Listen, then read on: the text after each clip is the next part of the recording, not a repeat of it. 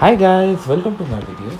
So guys, lot of people ask this question on social media, and that is why I think I should cover in this video.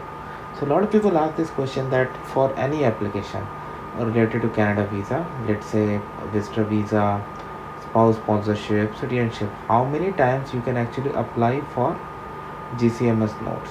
Okay, so this is what I'm going to clarify in this video based on my experience. I would like to tell you that neither I am an immigration consultant nor I am government body. So whatever I tell in this video is based on my personal experience that has got no legal validity. So if you take anything out of this video, you do it at your own risk. Alright guys.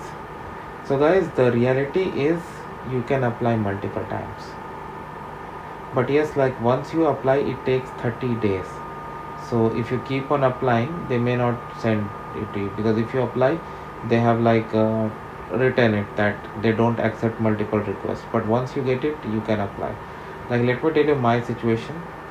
When I had applied for my spouse sponsorship, I requested notes many times. Like I applied today, 30 days later I get it.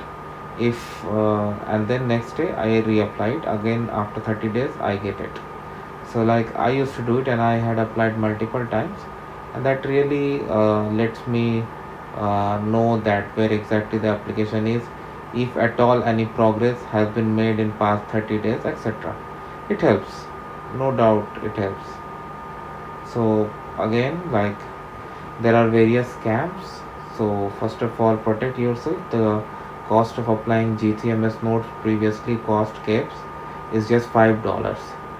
So I know that some unlicensed consultants ask for thousands of rupees and a lot to apply for it. So make sure you do not fall prey to this. Thanks for watching this video. I'll keep you guys updated. Please subscribe to the channel.